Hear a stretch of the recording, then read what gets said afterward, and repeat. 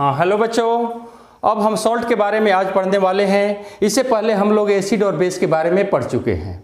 तो सॉल्ट को सबसे पहले हम डिटेक्ट करेंगे कि सॉल्ट को कैसे हम डिटेक्ट कर सकते हैं। तो डिटेक्ट करने से पहले हमें कुछ अनायन के बारे में इसे जानना बहुत ज़रूरी है। तो सबसे पहले हम यहाँ पर लिख देते हैं नेम ऑफ अनायन। नेम ऑफ अनायन के से ही सॉल्ट की पहचान होती है। जैसे कि कहीं SO4 लिखा हुआ है -4, तो इसको हम क्या कहेंगे? सल्फेट। इसको क्या कहेंगे? सल्फेट। अगर इसी के साथ पहले HSO4 लग गया तो इसको क्या कहेंगे? बाईसल्फेट। और हाइड्रोजन सल्फेट भी कहा जाता है। अब एक ऑक्सीजन को कम करो तो SO3 यहाँ पर लगा देंगे, तो यहाँ पर क्या हो जाएगा? इसको कहा जाता है, जब एक ऑक्सीजन कम हो जाती है 4 से तो ITE लगाया जाता है। तो क्या हो जाए? इसको सल्फर कहते हैं, तो इसको हम क्या कहेंगे? सल्फाइट। इसको क्या कहेंगे? सल्फाइट। अगर एक S लग जाता है तो ऑक्सीजन नहीं रहता है, तो उसमें IDE लगाते हैं। इसमें हम क्या लिखेंगे? सल्फाइड। इसको क्या कहते हैं? सल्फाइड। उसी तरह से अगर हमारे पास NO3 है तो इसको क्या कहेंगे? नाइट्रेट। अगर NO2 है तो इसको हम क्या कहेंगे? नाइट्राइड। नाइट्राइड। और इसके पास अगर N है सिंगल तो इसको कहेंगे नाइट्राइट। नाइट्राइट इसमें कहेंगे, इसको नाइट्राइड कहेंगे। ठीक उसी तरह से हमारे पास क्या रहेगा? PO4 रहता है। PO4 रहता है, इसकी वैलेंसी 3 होती है, तो फॉस्फेट। ठीक है, PO3 रहेगा तो फॉस्फाइट, और P रहेगा तो फॉस्फाइड। इस तरह से हम, ये नेम ऑफ अनायन है। इस पर माइनस चार्ज होते हैं, निगेटिव चार्ज होते हैं। जब यह अनायन, इनमें से कोई अनायन किसी मेटल के साथ जुड़ जाता है तो उसको हम सॉल्ट कहते हैं। क्या कहते हैं? सॉल्ट। अब जैसे कि मान लो कि SO4, यहाँ पर अगर हमने कर दिया Na2 कर दिया, SO4 की वैलेंसी 2 हो गई, तो सोडियम क्या हो जाएगा? सल्फेट। यह एक मेटल है। क्यों? क्योंकि जब किसी मेटल के साथ कोई अनायन इनमें से आकर करके जुड़ जाता है, ऐड हो जाता है, तब हम उसे सॉल्ट कहते हैं। सॉल्ट की यही डिटेक्शन है, यही पहचान है। अब मान लो कि यहाँ पर अगर हम Ca दे दिए, HSO4 की वैलेंसी 1 होती है, Ca की 2 हुई, तो HSO4 के होल ट्वाइस हो जाएगा, तो इसका नाम क्या हो जाएगा? कैल्शियम। HSO4 को क्या कहते हैं? बाईसल्फेट। कैल्शियम बाईसल्फेट। अगर मान लो कि यहाँ पर Al लग गया, इसको कर दो। SO3 की भी वैलेंसी 2 ऊपर लिखा हुआ है, और एल्युमिनियम की 3, तो इसका क्या नाम हो जाएगा? SO3 को सल्फाइड कहते हैं। इसके साथ कौन सा मेटल जुटा हुआ है? एल्युमिनियम जुटा हुआ है, तो इसका नाम हो गया एल्युमिनियम सल्फाइड। ठीक है। अगर मान लो कि यहाँ पर Cu जोड़ दिए, तो CuS सल्फर को क्या कहेंगे? सल्फाइड। तो कॉपर सल्फाइड, यह भी एक सॉल्ट हो गया। अगर मान लो कि यहाँ पर NaNO3 कर दिए, तो सोडियम NO3 को नाइट्रेट कहा जाता है। इसके साथ सोडियम लग गया तो इसका नाम हो गया सोडियम नाइट्रेट, है ना। अगर मान लो कि इसके पास जो क्या है कि हमने ले दिया तुम्हारा ये AgNO2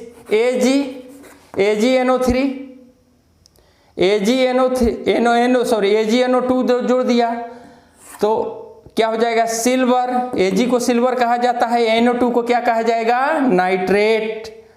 अगर मान लो कि यहाँ पर Ba3N2 हमने कर दिया, तो इसका नाम हो जाएगा बेरियम नाइट्राइड। तो बेटा सबसे पहले ये SO4 को सल्फेट कहा जाता है, HSO4 को बाइसल्फेट कहा जाता है, SO3 को सल्फाइड कहा जाता है, H को सल्फाइड कहा जाता है, NO3 को नाइट्रेट कहा जाता है, NO2 को नाइट्राइड कहा जाता है और N को नाइट्राइड कहा जाता है। ठीक उसी तरह से फॉस्फेट की वैलेंसी 3 होती है, PO4 रहेगा तो फॉस्फेट होगा। तो अगर मान लो कि CaPO4 हमने दे दिया, Ca की PO4 की वैलेंसी 3 होती है और Ca की 2 होती है, तो कैल्शियम फॉस्फेट, इसका नाम क्या हो जाएगा, कैल्शियम। अब PO4 को क्या कहा जाता है, फॉस्फेट। PO3 आ गया, तो मान लो कि Mg PO3 कर दिए, PO3 की वैलेंसी वही रहेगी, PO3 की 3 है ना, Mg की 2, तो मैग्नीशियम फॉस्फाइट, एक ऑक्सीजन कम रहेगा तो PO3 को फॉस्फाइट कहा जाता है। ऑक्सीजन अगर 4 रहे तो ATE8 जोड़ते हैं, फॉस्फेट हो जाता है, या सल्फर रहेगा तो सल्फेट हो जाएगा। अगर एक ऑक्सीजन 4 से कम हो जाती है 3, तो उसमें क्या जोड़ेंगे ITE नोमेनक्लेचर में, जैसे कि 3 हो गया तो फॉस्फाइट, कैल्शियम फॉस्फाइट हो गया, ये तो कैल्शियम फॉस्फेट हो गया, मैग्नीशियम फॉस्फाइट हो गया। ठीक है, अगर P रहा तो मान लो कि Na3P हमने लिख दिया, तो सोडियम फॉस्फाइट। जिस तरह से यहाँ N रहा तो नाइट्राइट कहा जाता है। तो इस तरह से ये जो भी बने हमारे, वो क्या बने, सारे के सारे सॉल्ट बन गए। ठीक है, चलो इसे मिटा दे, चलो इसे डन कर लो, वेरी गुड। अब ये देखो मिटा रहे हैं इसे। तो इस तरह से हम लोगों ने सॉल्ट को डिटेक्ट करना सीख गया। अब ये देखो कि यहां पर कुछ क्वेश्चन लिखे गए हैं, इस क्वेश्चन का नेम लिखना है बारी बारी से। अगर हम पहला हम लेते हैं NaHSO4, इसका नाम क्या होगा, यह भी क्या है, HSO4 को क्या कहा जाता है, बाइसल्फेट या हाइड्रोजन सल्फेट। तो यह इसके पहले क्या जुटा हुआ है, कौन सा मेटल जुटा हुआ है, सोडियम जुटा हुआ है, तो इसका नाम हो गया सोडियम बाइसल्फेट। ठीक है, या सोडियम हाइड्रोजन सल्फेट। सेकेंड जो है Na3N है, N को क्या कहेंगे, नाइट्राइड। जहां सिंगल एलिमेंट आ जाता है तो वहां IDE जुटता है। यहां पर क्या हो जाएगा, ये क्या है, सोडियम नाइट्राइड, इसका हो गया। तीसरा हम एग्जांपल ले लें, NaHS,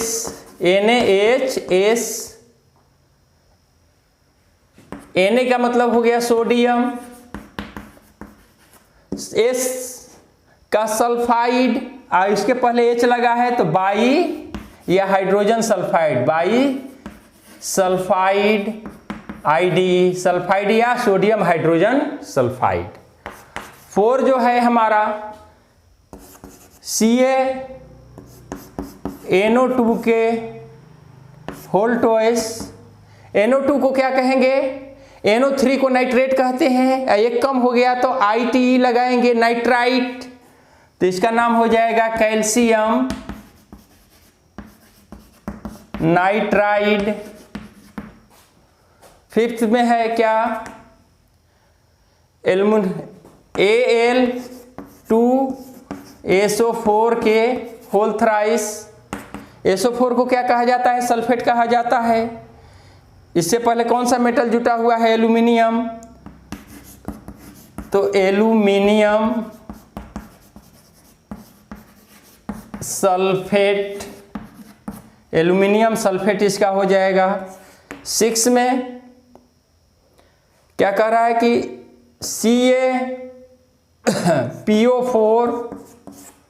PO4 की वैलेंसी 3 होती है, यहाँ गया, Ca की 2 होती है यहाँ। PO4 को क्या कहा जाता है, फॉस्फेट कहा जाता है। इससे पहले कौन सा मेटल लगा हुआ है, कैल्शियम लगा हुआ है, तो कैल्शियम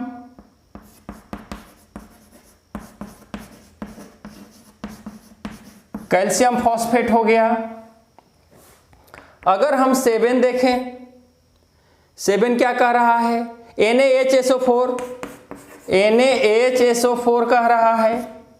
HSO4 को क्या कहते हैं? बाईसल्फेट, बाईसल्फेट या हाइड्रोजन सल्फेट।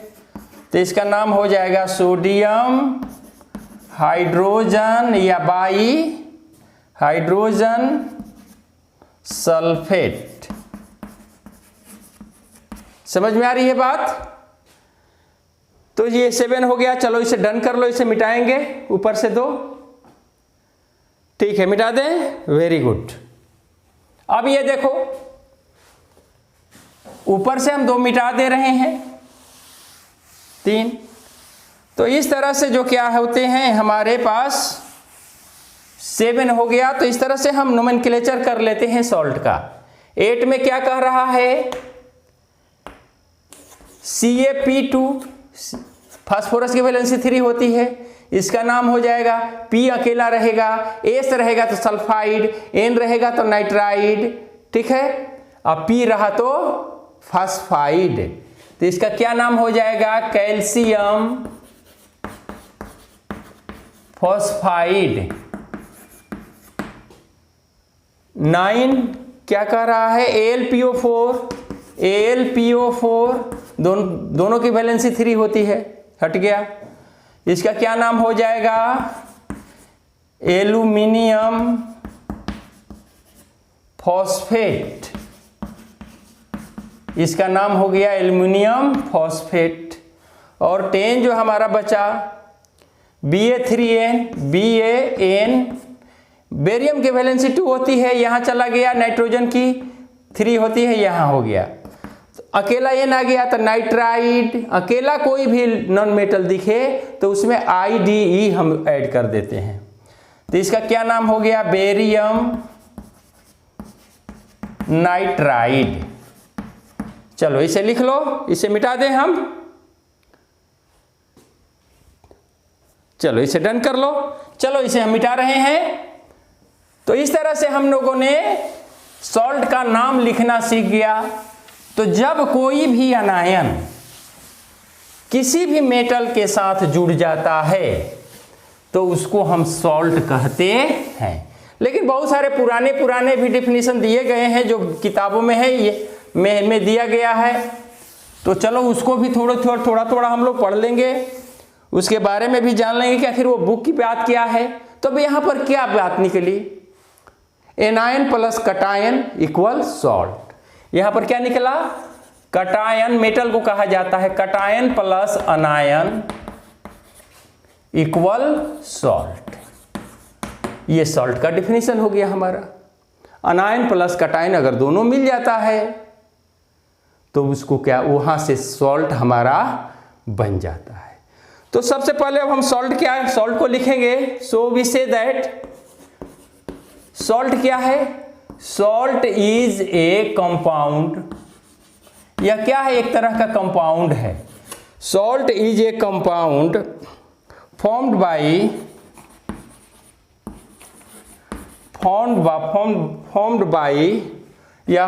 बाई पार्शियली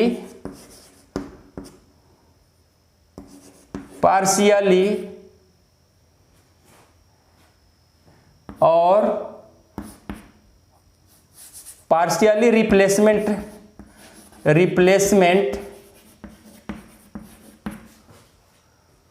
और total replacement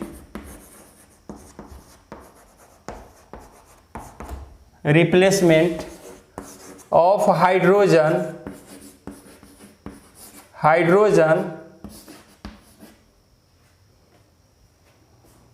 from acids by metallic ion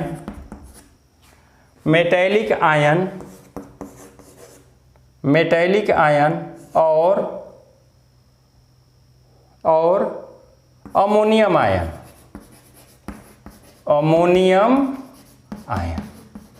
ये हमारा सॉल्ट का डिफिनीशन पुराना है, जो कि जब हमने पहले क्या बताया कि cation plus anion equal salt. जब एक मेटल एनायन के साथ मिल जाता है तो उसको सॉल्ट हम कहते हैं।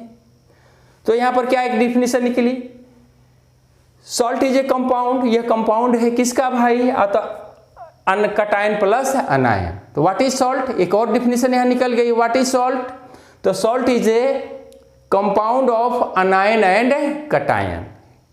ठीक है, salt is a compound which prepared by anion and cation. इस तरह से भी निकल सकता है, लेकिन हमारे जो बुक में दिया हुआ है वो दिया है कि salt is a compound form by the partially replacement of hydrogen और total replacement of hydrogen from acid. Acid से जब हाइड्रोजन रिप्लेसमेंट होगा, चाहे पार्शियली हो, यानी कि पार्शियली मीन्स आधा अधूरा, थोड़ा हाइड्रोजन रिप्लेस करे और थोड़ा नहीं करे, टोटली या टोटल कर जाए, तब हम उसको क्या कहते हैं, सॉल्ट कहते हैं। So we say in fact that the salt is a compound from by the partially replacement और total replacement of hydrogen from acid by metallic ion और अमोनियम आयन।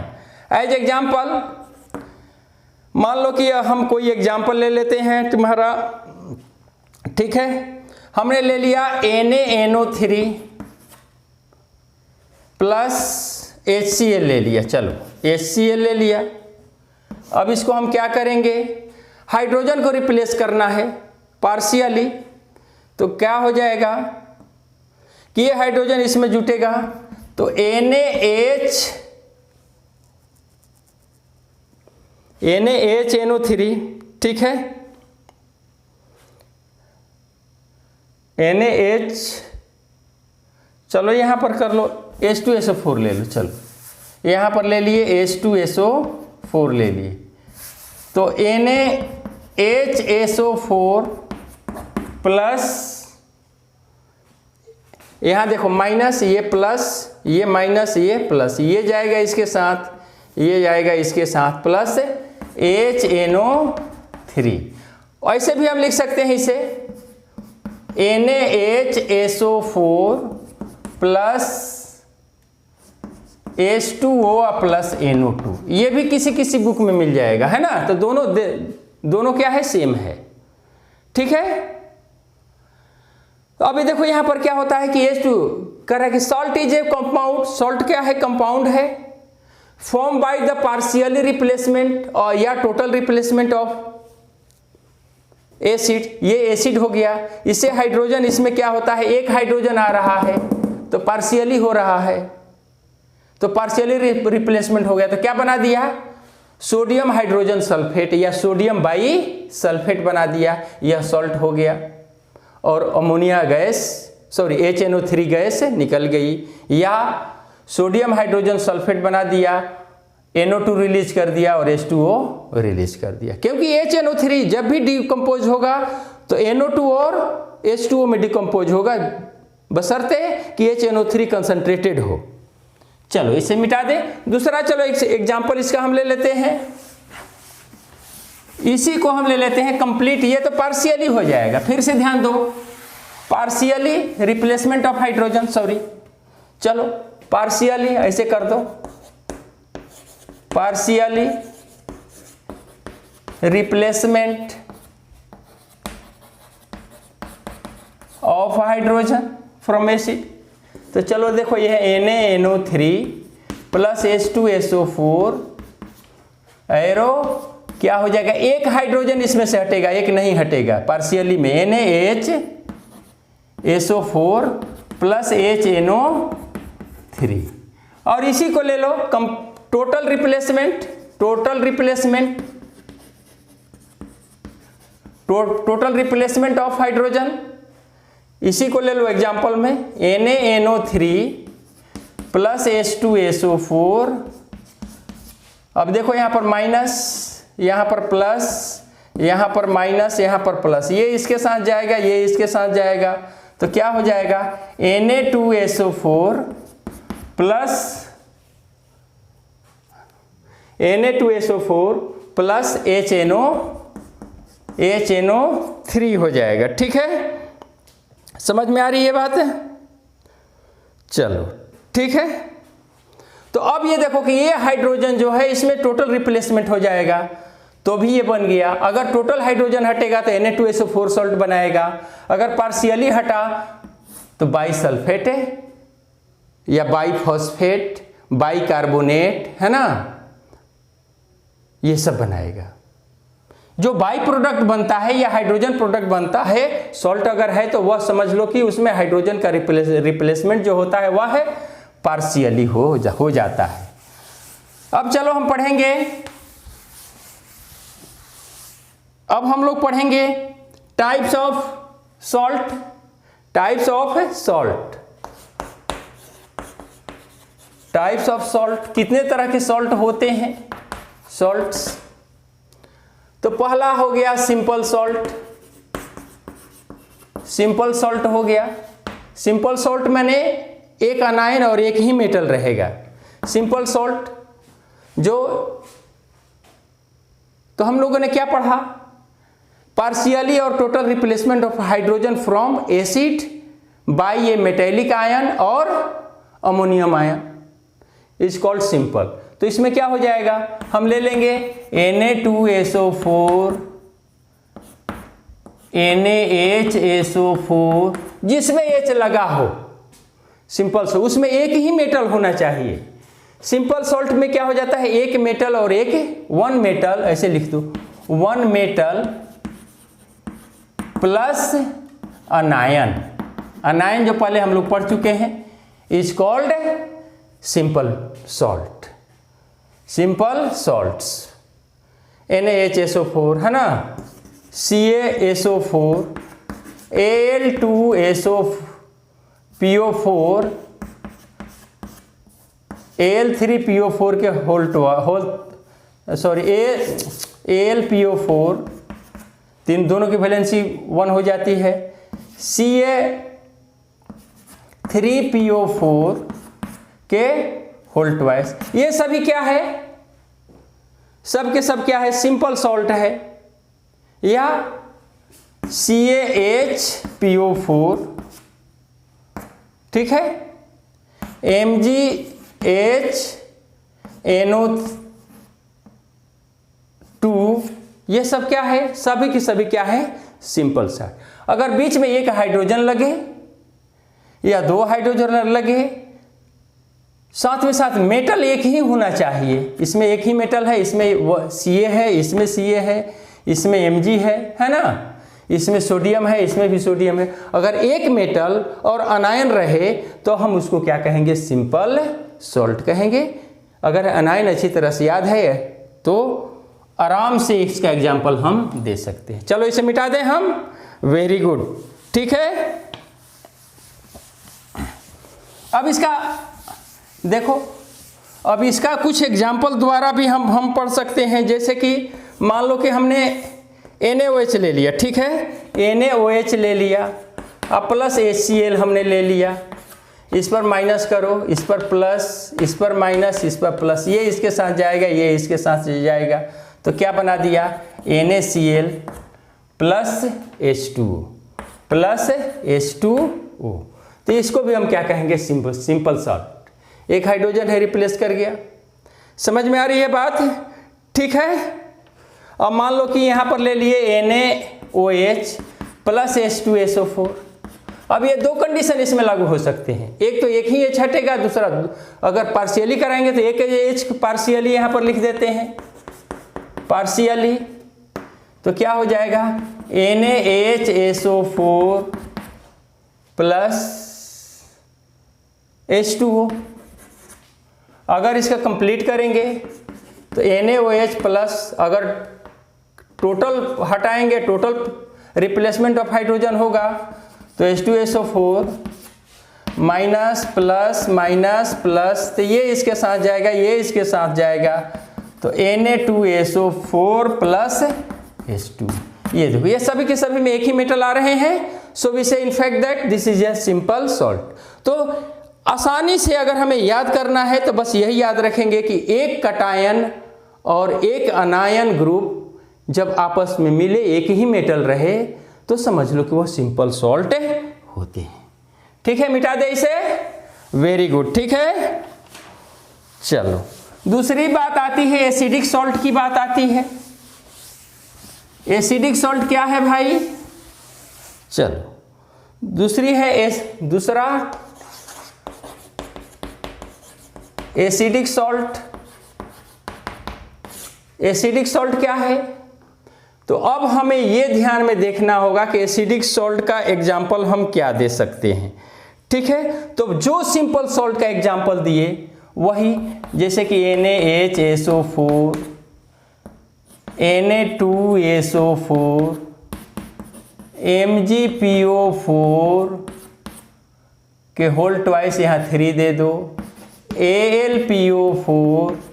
ठीक है, यह जो क्या है कि उसमें हाइड्रोजन का होना बहुत ही जरूरी है। ठीक है, हाइड्रोजन का होना बहुत ही जरूरी है। ठीक है, चलो दूसरा चीज की अब समझ लो कि इसमें एसिडिक में एक और बात है कि हाइड्रोजन का होना जरूरी है, ये समझ लो।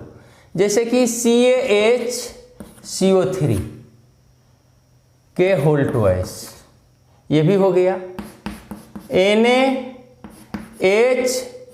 NaHNO2 ये भी हो गया। यानी कि एसिडिक सॉल्ट, जब H हाइड्रोजन, किसी भी सॉल्ट के बीच में हाइड्रोजन आ जाता है तो हम उसको एसिडिक सॉल्ट कहते हैं। ठीक है, समझ में आ रही है बात? चलो इसे मिटा दें, एसिडिक सॉल्ट। अब हम पूछेंगे कि एसिडिक सॉल्ट का एग्जांपल और दो। जैसे कि हमने पूछा कि CaCO3 is it acidic salt, तो कहेंगे कि नहीं, क्योंकि इसमें कहीं हाइड्रोजन दिखे नहीं रहा है। ठीक है, यह सिंपल सॉल्ट हो गया। सिंपल सॉल्ट का ही एग्जाम्पल जो होते हैं वो हाइड्रोजन सॉल्ट हो, एसिडिक सॉल्ट हो जाता है। बट थोड़ी सी डिफरेंस है कि अब हम यहाँ पर कहेंगे कि CaHCO3 अगर हमने कर दिया, क्या यह एसिडिक सॉल्ट है? या तो हाँ है। क्यों है? क्योंकि बीच में हाइड्रोजन है। अगर हम कहेंगे कि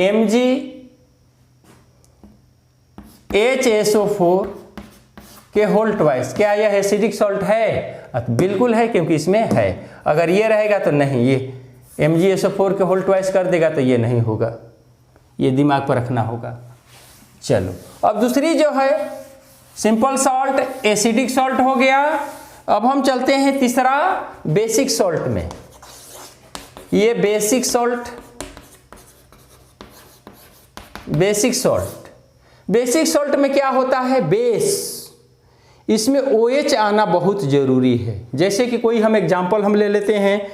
ठीक है, मान लो कि हमने ले लिया Pb ब्रैकेट में OH, इसको हमने ब्रैकेट में हमने डन कर दिया। ठीक है, और यहाँ कर दिया Cl। यह क्या हुआ? बेसिक सॉल्ट हो गया। एक मेटल तो दिख रहा है, OH के रहने, बेसिक सॉल्ट में OH का होना बहुत ही जरूरी होता है। चलो दूसरा एग्जांपल लिख देते हैं, ले देते हैं Mg ब्रैकेट में OH। ठीक है, MgOH, यहाँ पर चलो Cl दे दिए, यहाँ पर भी कर दो, इसको ऐसे कर दो Cl। ठीक है, MgCl दे दिए। अगर MgOH है तो यह बेसिक है, H है सिर्फ है तो एसिडिक है। अब तो समझ में आ गई होगी। अगर किसी भी मेटल के बाद के साथ OH रहता है तो वह बेसिक होता है, और H रहता है तो वह एसिडिक होता है। ठीक है, वेरी गुड। अगर हम कहें यहाँ पर चलो Cu ब्रैकेट OH, यहाँ पर हमने दे दिया Br दे दिया। ठीक है, तो अब बताओ कि यह कौन सा सॉल्ट है? बेसिक है कि एसिडिक है? Is it acidic? नहीं, it is not acidic, it is basic salt, because OH hydronium ion is held in Cu, ये इसमें पड़ जाता है। तो बेसिक सॉल्ट में OH का होना जरूरी है, एसिडिक सॉल्ट में H का होना जरूरी है। चलो मिटा दे इसे, very good. Simple salt, acidic salt, basic salt, और एक आता है डबल सॉल्ट। चौथा देखो, डबल सॉल्ट। डबल सॉल्ट्स क्या है भाई? डबल तो माने डबल हो ही गया कि डबल मेटल होना चाहिए। इसमें क्या होना चाहिए? डबल मेटल होना चाहिए। जैसे कि मोहर सॉल्ट हो गया, फिटिकरी हो गई, तो मोहर सॉल्ट को हम ले लेते हैं, ठीक है। तो मोहर सॉल्ट FeSO4 ब्रैकेट में कर दो NH4 होल ट्वाइस, ठीक है। SO4 कर दो, FeSO4, Fe की वैलेंसी 2, SO4 और 6H2, ये हमारे पास हो गया। जैसे कि ये हो गया हमारा मोहर सॉल्ट हो गया, ठीक है, 6H2। अगर हम इसको डिकम्पोज, चलो इसे छोटा लिख देते हैं,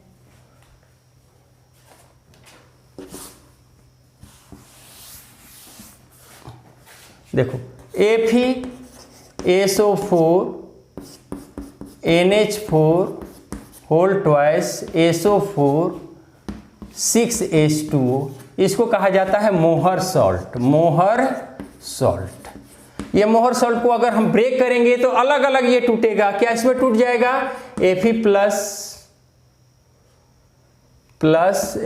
2 कर दो, प्लस NH4 प्लस SO4, इसकी वैलेंसी 2 होती है, प्लस 6H2O, ये हमारा टूट गया, ठीक है। यहां ये कर देंगे तो डबल सॉल्ट में क्या आ जाता है? डबल मेटल आता है। दूसरा एग्जाम्पल, हम इसको मोहर सॉल्ट कहा जाता है।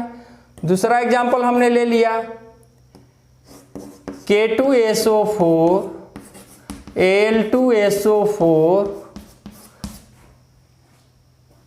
के होल थ्राइस 24H2O। अब ये देखो डबल सॉल्ट, यानी कि when two simple salt combine then form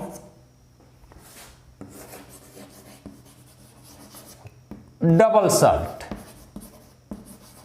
double salt, जब दो सिंपल सॉल्ट आपस में कंबाइन, देखो K2SO4 यहां हो गया, ये देखो एक मेटल कर लो, सिंपल सॉल्ट हो गया, ये भी सिंपल सॉल्ट हो गया, आपस में मिल गया तो क्या हो जाएगा? कंबाइन हो जाएगा, ठीक है। ठीक है, इसको भी अगर ब्रेक करना चाहे तो इसी तरह से जुटेगा K plus SO4 -2 plus Al plus 3, इसकी वैलेंसी होती है, प्लस SO4 -2 प्लस 24H2O। इसको भी अगर हम ऐसे करना चाहें तो कर सकते हैं। तो इस तरह से डबल सॉल्ट में क्या होता है कि जब दो सिंपल सॉल्ट जो है आपस में कंबाइन होते हैं तब जाकर के डबल सॉल्ट बनता है। ये फिर से फिटकरी भी कहा जाता है, इसे मोहर सॉल्ट कहा जाता है। चलो इसे डन कर लो, वेरी गुड।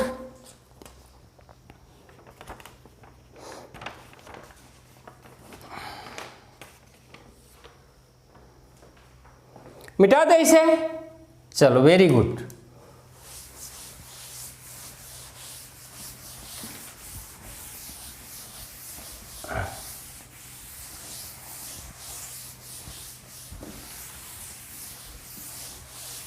अब आगे देखते हैं, अगला आता है मिक्स सॉल्ट। चलो इसके आता है मिक्स्ड सॉल्ट या मिक्स सॉल्ट, ठीक है। मिक्स सॉल्ट क्या है? ये होता है कंटेन, मिक्स सॉल्ट में क्या होगा? कंटेन, ठीक है, मोर देन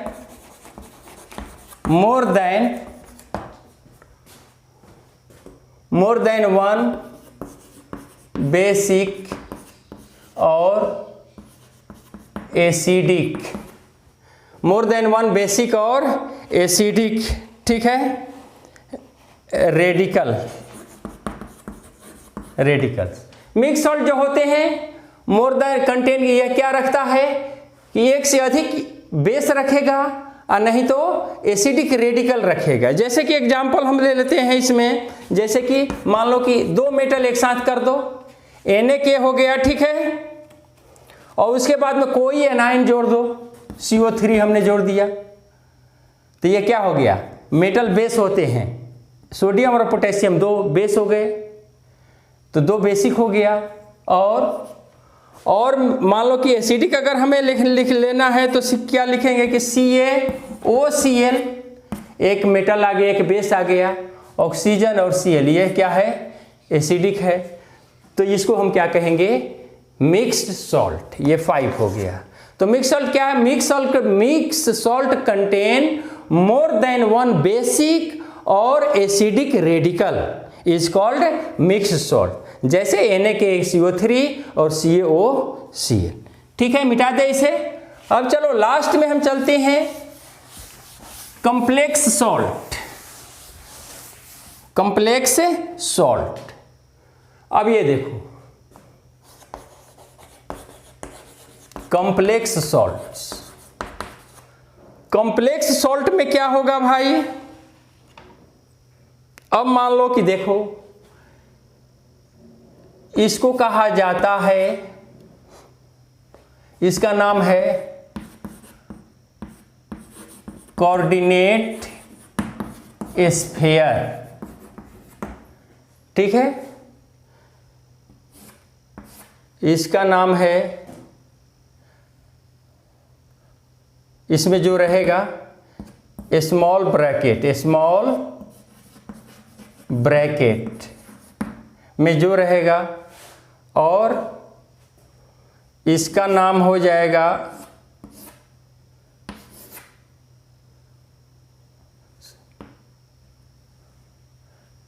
चलो कोऑर्डिनेट स्फीयर, ये भी हो गया हमारा, ठीक है। तो कोऑर्डिनेट स्फीयर, स्मॉल ब्रैकेट, और इसमें कुछ रहेगा लिगेंड रहेगा, इसमें 4 गो काउंटर आयन, एक रहेगा इसके बाहर कुछ रहेगा या इधर रहेगा, इसको काउंटर आयन कहते हैं। तो कॉम्प्लेक्स सॉल्ट में क्या होता है, ध्यान दो, कॉम्प्लेक्स सॉल्ट में डी ब्लॉक के एलिमेंट्स का होना, सेंट्रल एटम का होना बहुत जरूरी है। कॉम्प्लेक्स सॉल्ट में डी ब्लॉक के मेटल का होना बहुत जरूरी होता है, जिसे सेंट्रल मेटल कहा जाता है, वो ब्रैकेट के अंदर रहता है, ठीक है। चलो अब हम देखते हैं, मान लो कि हमारे पास यहां पर हमने दे दिया K4 ब्रैकेट दे दिए, उसके बाद में हमने ले लिया Fe, ठीक है, ब्रैकेट में CN6 कर दिया। अब ये देखो कि इसको कहा जाता है काउंटर आयन, इसका नाम को कहा जाता है सेंट्रल मेटल, और इसको कहा जाता है लिगेंड, ठीक है।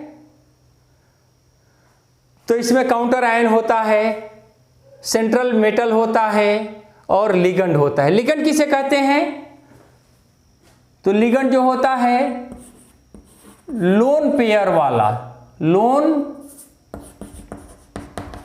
पेयर ग्रुप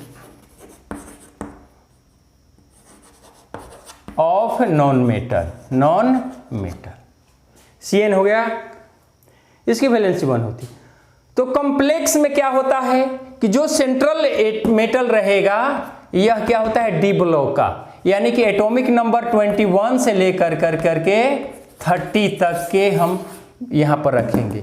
यहां पर कभी भी पी ब्लॉक का मेटल नहीं रख सकते हैं, एस ब्लॉक का मेटल नहीं रख सकते हैं। अगर रख देंगे तो वह कॉम्प्लेक्स सॉल्ट नहीं होगा। समझ में आ रही है बात?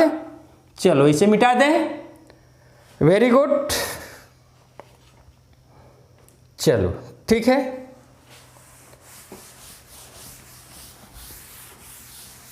इस पर हम कल क्लास लेंगे बहुत अच्छी तरह से। अब दूसरा देखो कि यहाँ पर हमने दे दिया कि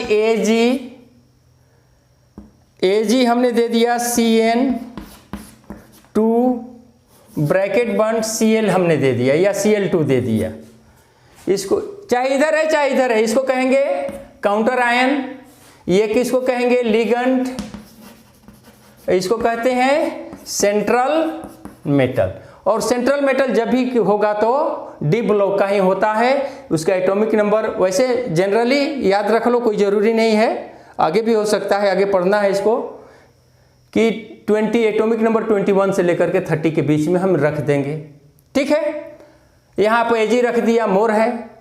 तो कॉम्प्लेक्स सॉल्ट में क्या होता है कि काउंटर आयन क्या लिखेंगे, काउंटर आयन प्लस लिगेंड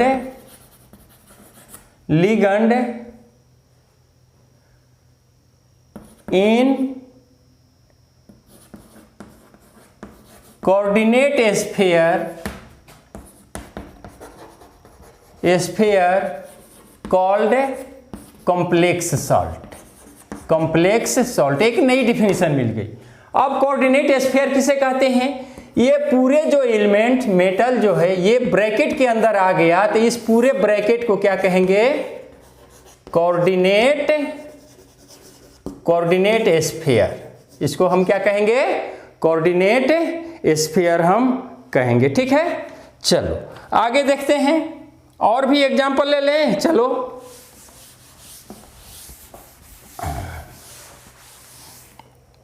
आगे देखते हैं, चलो आगे ले लेते हैं कि मान लो कि हमारे पास ब्रैकेट दे दिए, यहाँ पर CO रख दिया, कोबाल्ट हमने रख दिया, यहाँ पर NH3 लिख लिया।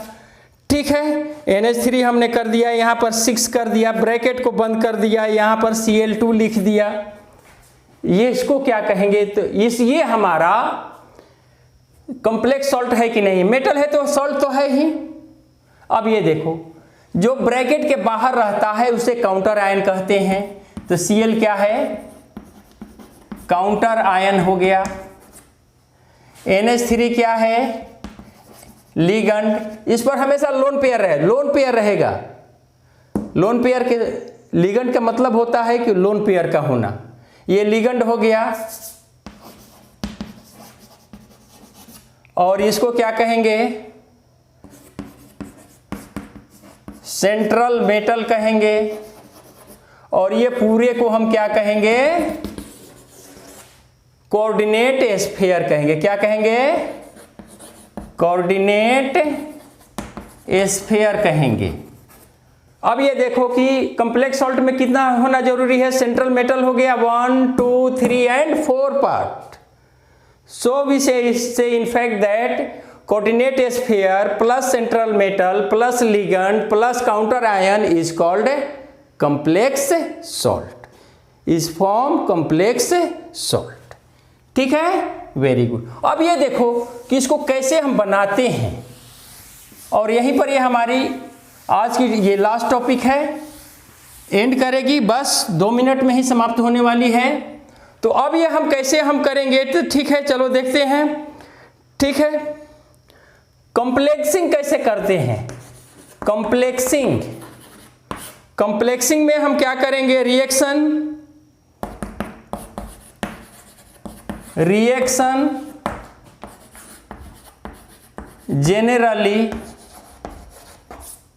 जनरली जो रिएक्शन जो होते हैं, ठीक है, reaction generally given by D block elements. D block element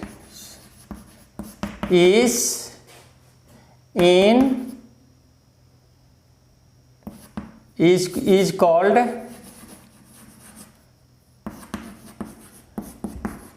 central metal. Complexing जो होता है, रिएक्शन जनरली जो गिवन होते हैं किसके द्वारा होते हैं, डी ब्लॉक एलिमेंट द्वारा होता है। जब तक डी ब्लॉक का एलिमेंट नहीं रहेगा वह कॉम्प्लेक्स कंपाउंड होने का कोई प्रश्न ही नहीं है।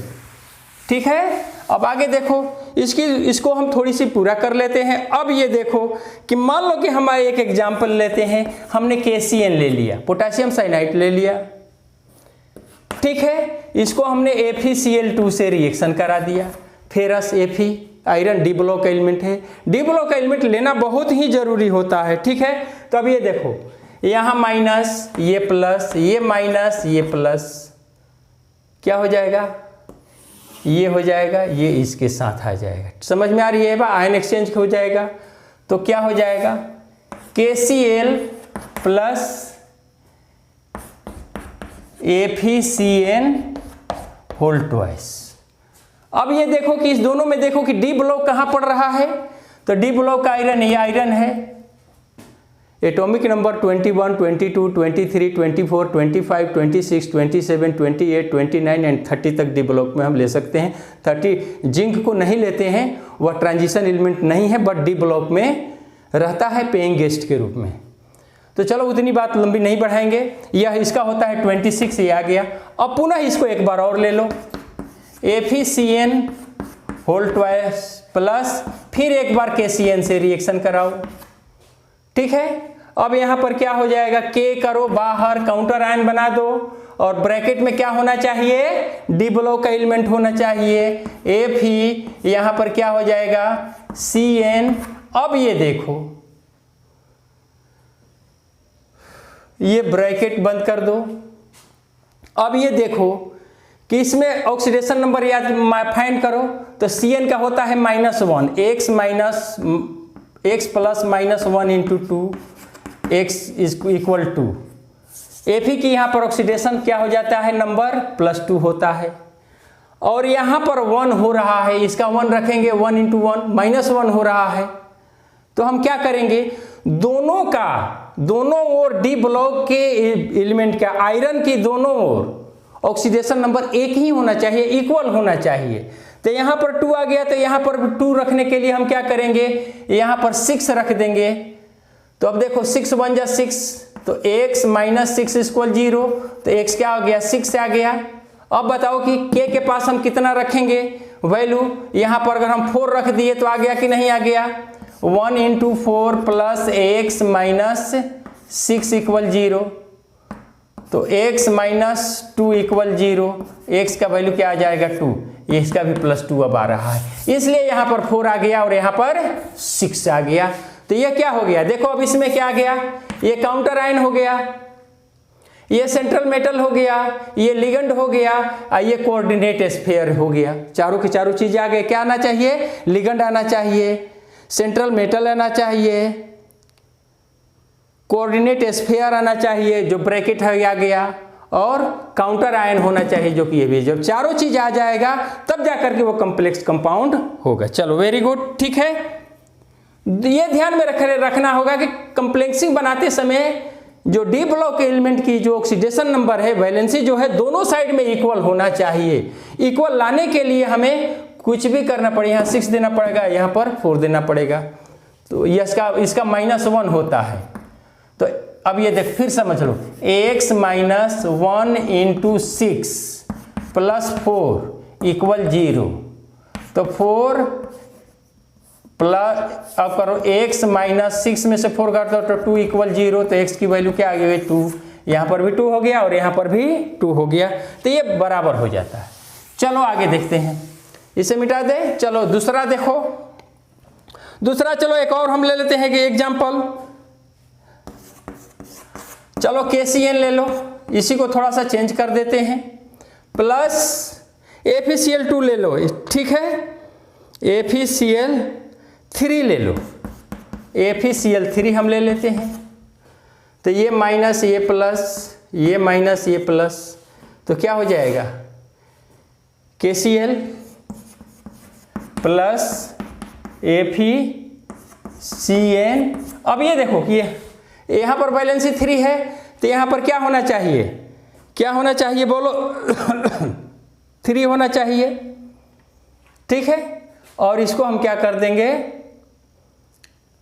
इसको चलो छोड़ दो, ठीक है। फिर एक बार एक और स्टेप लो उसका, क्योंकि यहाँ पर डी ब्लॉक आ गया। तो अब इसको ले लेंगे Fe ब्रैकेट में CN3 प्लस, फिर ले लो KCN। अब ये देखो यहाँ पर क्या हो जाएगा, K आ गया बाहर, ब्रैकेट में डाल दो, जो डी ब्लॉक का एलिमेंट है बीच में रखो, Fe ब्रैकेट में CN हो गया, ठीक है।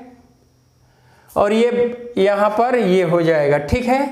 तो अब हमारे कितना हो गया, यहाँ पर कितना हो रहा है, यहाँ पर +3 आ रहा है इसका ऑक्सीडेशन नंबर, यहाँ पर क्या हो जा रहा है कि माइनस, यहाँ पर 1 आ रहा है।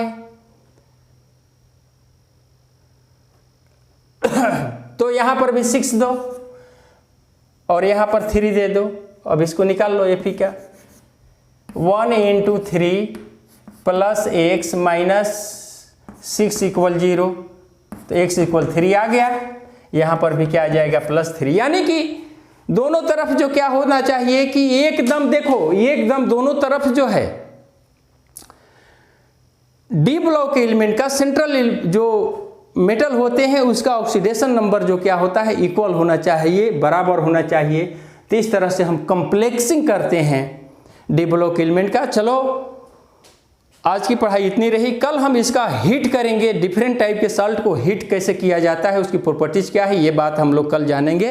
तब तक के लिए गुड नाइट।